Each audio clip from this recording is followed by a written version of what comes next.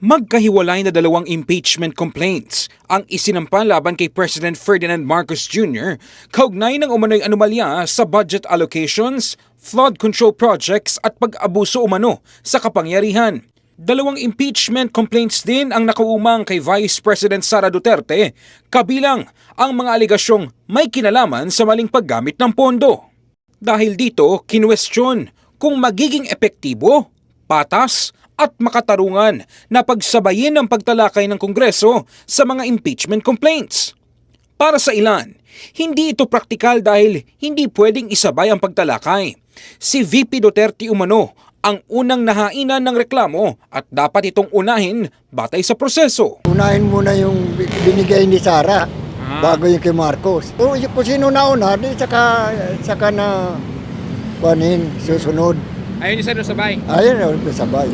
Meron ding naniniwalang magdudulot lamang ng kalituhan kapag pinagsabay ang pagdinig sa dalawang mataas na opisyal. Sa isa lang po. Bakit, sir? Mahirap naman magsasabay paano ma-impeach yung magsasabay? May mga nagsasabi ring mahirap magkaroon ng makatarungang pagdinig kung pinipilit pagdugtungin ang dalawang magkahiwalay na kaso. Ako naman ang tatanungin, hindi ako pabor. Bakit, sir? Siyempre, mas gusto ko yung mauna muna yung isa bago yung isa uli. Ayoko na sabay. Lalong gugulo eh. Maaari nga, ayoko na may impeach eh. Ayoko nang may impeach na mga politics kasi magulo. Saka popondo ng gobyerno yan. Saad ng ilang Pilipino, ginagamit lang ng magkabilang kampo ang mga impeachment upang pahinain ang isa't isa habang papalapit ang 2028 presidential elections. Kaya baka imbis na maisulong ang accountability, baka posibleng maging arena lang ito ng political maneuvering.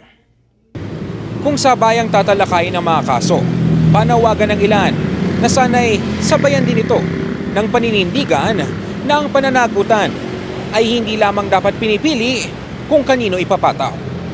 In the heart of changing lives, ako si Brigada Ino Flores ng 105.1 Brigada News FM Manila. The Music News Authority.